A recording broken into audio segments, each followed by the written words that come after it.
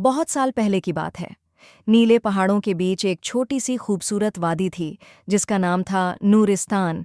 वहाँ एक समझदार जादूगरनी माहरू अपनी दो पोतियों शफ़क़ और मेहताब के साथ रहती थी। शफ़क़ के पास एक अनोखी ताकत थी। वो आसमान से बात कर सकती थी। जब वो चांद को पुकारती तो पूरी वादी में चांदनी और शांति फैल जाती। मेहताब के हाथों में जान थी। जहाँ वो किसी सूखे पेड़ को छूती वहाँ नई हरी पत्तियाँ निकल आतीं। इन दोनों बहनों को जादू से बहुत प्यार था, लेकिन वो इसे कभी बुरे कामों के लिए इस्तेमाल नहीं करती थीं। माहरू के घर के पीछे एक जादुई कुआं था। उससे हर साल सिर्फ एक दिन के लिए रोशनी के 3 मोती निकलते थे। ये मोती हर बीमारी ठीक कर सकते थे और अंधे दिलों को रोशनी दे सकते थे। माहरू उन मोतियों को बहुत संभाल कर रखती थी, क्योंकि अगर ये बुरे हाथों में चले जाते तो दुनिया में अंधेरा फैल सकता था। लेकिन उसी वादी में एक बुरा जादूगर रहता था। उसका नाम था झांक। झांक कई सालों से उन रोशनी के मोतियों की तलाश में था। वो चाहता था कि वो मोती उसकी काली ताकत को और बढ़ा दें। एक दिन झांक एक लंबी चमकती आंखों वाली लड़की का रूप बनाकर वादी में आया। वो बाजार में जाकर कहने लगा, क्या कोई मुझे रोशनी के मोती ला देगा? मैं बदले में उसकी सबसे बड़ी इच्छा पूरी कर दूंगा। शफ़क़ और मेहताब ने ये सुना तो चौंक गईं। ये लड़की इन मोतियों के बारे में कैसे जानती है? रात को झांक ने एक जादुई मंत्र पढ़ा और मोती चुराकर भाग गया। लेकिन जैसे ही वो भागा, शफ़क़ को आसमान से कुछ अजीब महसूस हुआ। वो और मेहताब तुरंत उसके पीछे दौड़ पड़ीं।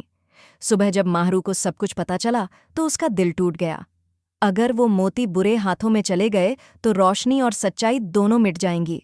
शफ़क़ और मेहताब ने वादा किया कि वे किसी भी हालत में मोती वापस लाएंगी। माहरू ने उन्हें एक जादुई बांसुरी दी। वो बांसुरी सिर्फ नेक दिलों के लिए काम करती थी। साथ ही उन्हें एक पुराना नक्शा भी दिया गया जो उन्हें साए के किले तक ले जा सकता था। रास्ते में उनकी मुलाकात एक बोलते हुए पत्थर से हुई। उसने बताया कि झांक अब एक काले पहाड़ में छिपा है, लेकिन वहां पहुंचने के लिए तुम्हें एक और जादुई चीज की जरूरत होगी। उसे कहते हैं सच का दिया। में वो एक गुफा में पहुंची। वहां ऊपर से सच का दिया लटक रहा था। उन्होंने सच्चे दिल से दुआ मांगी। दिया धीरे धीरे नीचे आया और उनके हाथों में आ गया।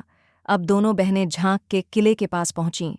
वहां चारों तरफ धुंध और अंधेरा था, लेकिन जैसे ही उन्होंने सच का दिया जलाया, सारा अंधेरा साफ हो गया।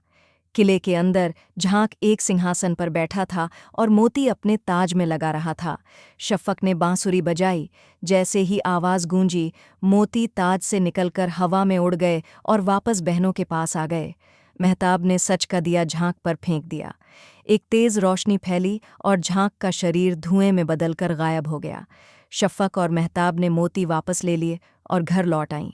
माहरू ने उन्हें गले लगा लिया। मोती फिर से कुएं में रखे गए। अब हर साल एक दिन नूरिस्तान की वादी में रोशनी के मोती खुद ब खुद चमकने लगते हैं और बच्चों को सिखाया जाता है, सच, हिम्मत और नेक दिल हर अंधेरे को मिटा सकते हैं।